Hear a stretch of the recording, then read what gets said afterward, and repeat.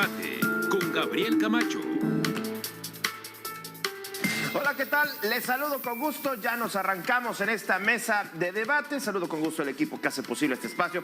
Usted lo sabe. Y nos arrancamos con los temas que ponemos en la mesa para intercambiar puntos de vista y hacer debate de los temas de coyuntura. El día de hoy queremos retomar el espacio público y cómo se está gestionando actualmente. En México existen leyes, reglamentos y normas que regulan qué se hace en los espacios públicos, sobre todo los espacios que compartimos con otras personas y que puede ir desde la calle, la banqueta y los parques. La gran mayoría recae su responsabilidad en los ayuntamientos, pero también hay otros que están bajo resguardo de los gobiernos estatal y federal. La pregunta que nos hacemos: ¿cómo confluyen las distintas leyes para poder ordenar y administrar y sobre todo disfrutar este tipo de usos compartidos, de sitios que al final de cuentas se comparten y que no haya intereses oscuros o personales? Porque a pesar de las leyes, lamentablemente hay grupos de interés que se aprovechan de vacíos legales o de ciertas complicidades burocráticas para adueñarse de un pedazo de calle, de un pedazo de banqueta e inclusive de los parques. Y esto, al final de cuentas, generan conflictos entre la sociedad, entre la población, entre los propios vecinos, que se pelean también. Y bueno, en medio de todo esto, las autoridades, que no solamente son omisas, sino que también provocan este tipo de conflictos. No se garantiza el uso de este espacio, el uso correcto, por supuesto, y lamentablemente a veces son las mismas autoridades, en medio de un intrincado cuadro de normas y leyes. Con esto y así nos arrancamos a debate. A debate. Bien, bueno, pues esto el día de hoy. Vamos arrancándonos y también quiero, en medio de todo esto, pues arrancarnos con la corrupción también, que tiene mucho que ver y que están metidos los políticos, sobre todo los partidos políticos. Y hemos estado viendo en los últimos horas casos de corrupción impresionantes que tienen que ver con el manejo de los recursos, con el manejo de recursos públicos y el huachicol fiscal. Y bueno, precisamente saludo con mucho gusto a Jacques Coste. Él es analista político e historiador. Y también saludo con gusto a Julio Jiménez Martínez, vicepresidente del Colegio Nacional de Abogados, Foro México. A ambos les saludo con gusto. Por acá arriba va a aparecer un reloj para que su opinión vaya de un minuto y medio y pueda ser más dinámica esta mesa. Me arranco contigo, Jax. ¿Tú cómo observas estos últimos hechos, hablando de corrupción, hablando de los recursos públicos, sobre todo la actuación que hemos visto al atajar por parte del gobierno federal este caso escandaloso de huachicol fiscal que hemos estado siguiendo de cerca? El otro caso, un funcionario público, un exsecretario de Seguridad Pública que se convierte o que pasa a ser se convierte en un líder de un cártel que opera ciertas actividades ilícitas, sobre todo en el estado de Tabasco. Vemos la detención y ahora la expulsión de Paraguay. ¿Cómo observas estos escándalos? Pero sobre todo, ¿qué estás observando en cuanto a la acción de las autoridades en relación a la reacción? Sobre todo la detención y el discurso del almirante secretario de Marina. No sé si en otros momentos de la historia hubiéramos visto algo así en cuanto a reacciones. Jax, adelante. Es muy buena la pregunta que haces, Gabriel. Yo empiezo por decir que es sumamente celebrable y aplaudible la acción del gobierno. En México es muy extraño que el gobierno actúe contra las amplias redes de corrupción y criminalidad para desarticularlas, porque lo que normalmente ocurre es que simplemente se van sobre un chivo expiatorio, sobre un caso de relumbrón, y al atrapar ese pez gordo, pues tapan toda la red de corrupción que hay abajo de él. En esta ocasión no fue así. En esta ocasión vimos una acción del gobierno para desarticular y desactivar una gran red de corrupción y criminalidad. Y una novedad adicional es que esta acción del gobierno fue contra un cuerpo de las Fuerzas Armadas. Un cuerpo de las Fuerzas Armadas que, por cierto, el expresidente López Obrador nos había dicho que eran incorruptibles. Varios analistas desde distintos espacios advertimos que esto no era así, que había un gran riesgo de corrupción al poner a las Fuerzas Armadas en cargos como la gestión de las aduanas, los puertos y los aeropuertos. Claramente estas advertencias desafortunadamente se cumplieron y es muy acertada la acción de gobierno para desarticular esta red. Ahora bien, noto una contradicción y algo que me preocupa hacia el futuro, que es que están hablando como si este hubiera sido un caso aislado, el acto de una manzana podrida y no el acto de una institución. Y creo que si no se actúa para seguir desarticulando redes institucionales, podemos caer en los errores del pasado. Interesante, interesante lo que comentas sobre todo esto, que sí entiendo esa parte, Julio, de querer dejarlo como si fuera un caso aislado, como esto fue algo de unos cuantos. ¿Tú cómo has estado observando la reacción, cómo ha estado reaccionando el gobierno federal ante estos verdaderos escándalos de corrupción, Julio? Gabriel, muy buenas tardes a tu importante auditorio, saludo con mucho respeto a Jax.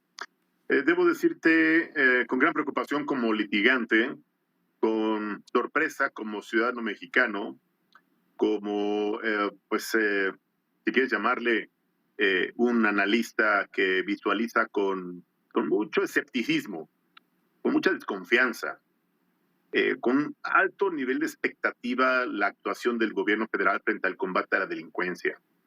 Desde mi personal opinión, creo que estas acciones que el gobierno federal está emprendiendo no son consecuencia de una decisión personal del gobierno, ni de una verdadera voluntad política de combate a la delincuencia. Esto obedece más bien a la presión política que ha generado el gobierno norteamericano, las instrucciones que les han venido a dar personalmente el gobierno de Trump y sus representantes al gobierno de Claudia Sheinbaum.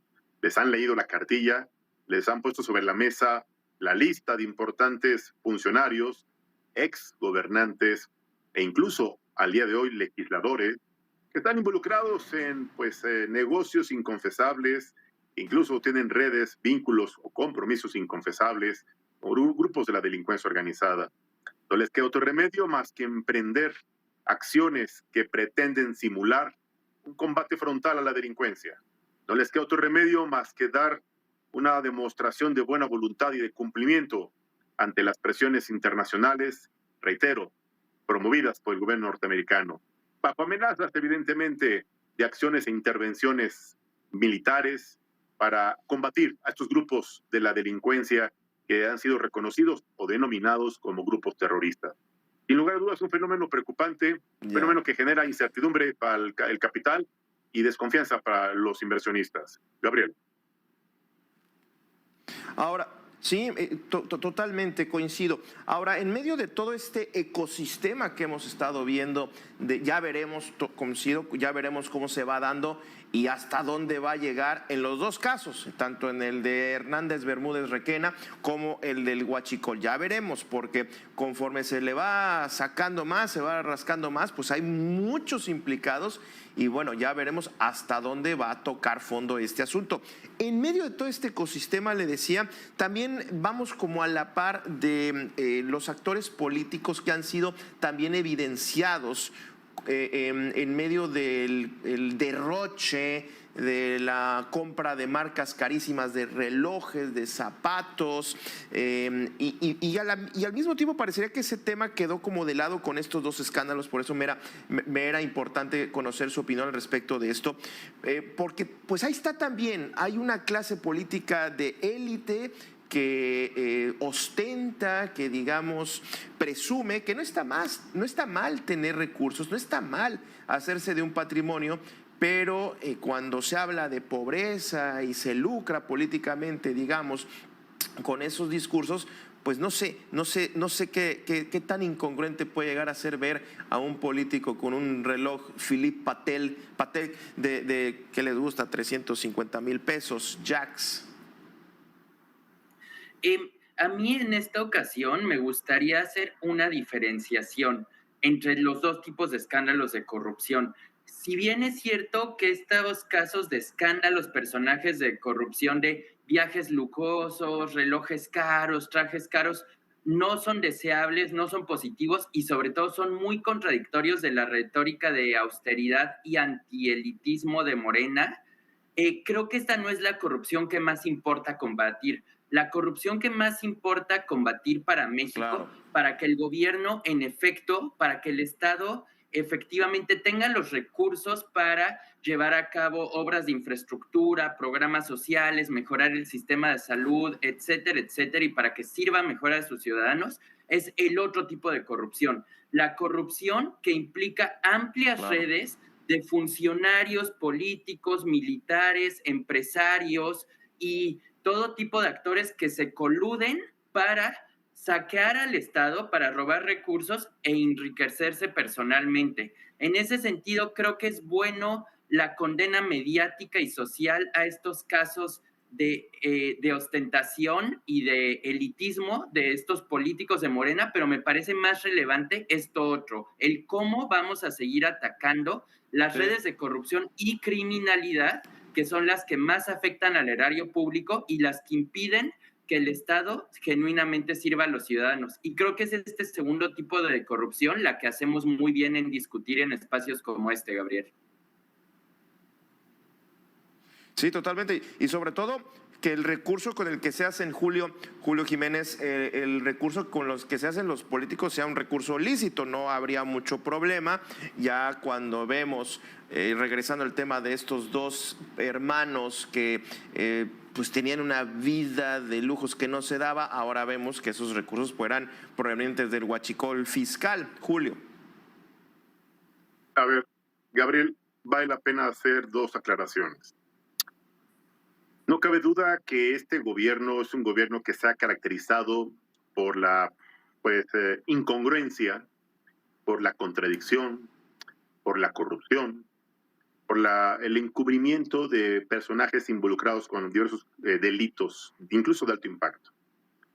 Vale la pena resaltar que algunos servidores públicos, algunos funcionarios, incluso legisladores, e incluso debo sumar a algunos ex colaboradores del gobierno del sexenio de López Obrador, sorprendentemente, y reitero, incongruentemente con lo que tanto criticaron, con lo que tanto descalificaron y con lo que tanto señalaron de la clase política tradicional, panista o priista, pues ahora se han convertido en lo que tanto criticaron, se han convertido en esa clase política fifí, en esa clase política que gusta de los buenos viajes, en esa clase política de, no sé si llamarle personajes que viven un estilo de vida distinto al que han planteado como la austeridad republicana o incluso la pobreza franciscana. Personajes que no se parecen en lo más mínimo a verdaderos líderes que son congruentes como un José Mujica, verdaderos hombres que saben y que entienden de la verdadera congruencia de la pobreza franciscana. El problema no es eso, el problema es que han tenido en algunos casos la oportunidad de enriquecerse ilegalmente. Algunos de ellos de la noche a la mañana se han vuelto multimillonarios. Y eso se encuadra en el delito de enriquecimiento inexplicable.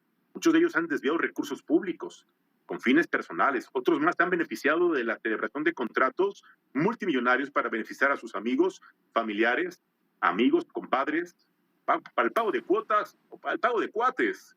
Eso es lo que es verdaderamente preocupante y eso también es corrupción. Y bueno, pues obviamente habría que combatir la corrupción, la que sea, la gestionada desde el gobierno federal o la que se genera a consecuencia de acuerdos inconfesables, Gabriel. Ya, ahora, poniendo el caso que sea, regresando a la frase que ha insistido la presidenta Sheinbaum Jax, tope a donde tope, sí estás viendo que el gobierno sí va a empujar ese tope a donde tope, como lo decía Julio, ya sea la corrupción que tiene que ver con estos lujos y ostentaciones que pues son muy llamativas, pero que al final de cuentas pues si son con recurso privado, pues poco se puede hacer legalmente, ¿no? El escarnio público, pues sí, ahí está. Pero sí ves que esa es la intención de este gobierno, tope donde tope, Jax. No, no lo creo, Gabriel, de ninguna manera. Creo que hay ciertas reglas no escritas entre la clase política que no se van a romper. Además, también pienso que el secretario de Marina en su discurso fue muy hábil para decir que van a seguir investigando este caso y casos relacionados, pero que no se va a investigar a la Marina como institución, como cuerpo. Tampoco se hará lo mismo con el ejército. Y también, por otro lado, es entendible, no justificable, pero entendible, porque como gobierno civil es muy complicado investigar al ejército, a las personas que te protegen y que son los encargados de la seguridad nacional y la seguridad pública, y más aún en un contexto en el que López Obrador militarizó diversas funciones del gobierno civil y por lo tanto el gobierno civil es dependiente de los militares para operar en sus responsabilidades más básicas. Por tanto, esta investigación me parece que sí tiene un tope y ese tope es hasta donde las Fuerzas Armadas quieran colaborar, porque el gobierno no se va a arriesgar a generar más rencillas con las Fuerzas Armadas y que eso le pueda pegar en su funcionamiento, ya que dependen de los militares. Y una segunda regla no escrita que creo que el gobierno tampoco romperá es que, por supuesto, que investigar a cualquier funcionario muy cercano a López Obrador o al propio López Obrador me parece que está fuera de la ecuación, porque además atentaría contra la propia legitimidad del gobierno. Entonces, van a ser cuidadosos en estos dos temas. Aún así, creo que mientras sigan investigando las redes de corrupción y desarticulando algunas de ellas, ya es ganancia respecto a lo que veníamos viendo el sexenio anterior. Claro. Julio, ¿tú cómo ves esto? ¿Ves el tope a donde tope, teniendo en cuenta que, pues por lo pronto parecería que el gobierno, como bien dice Jax, actualmente todavía tiene el balón en su cancha, todavía tiene el control de la narrativa, no se le ha salido? No sé si esto del tope a donde tope tenga que ver justamente con eso, perder la narrativa, pues yo creo que no le convendría nada al gobierno. Julio, ¿tú cómo lo observas? A ver, vale la pena recordar que este gobierno en un alto porcentaje está controlado por personajes, pues yo diría, leales a ciegas a López Obrador. López Obrador logró imponerle a un 80% de funcionarios del gabinete a Claudia Sheinbaum. Es claro que no van a ir más allá al tope donde tope.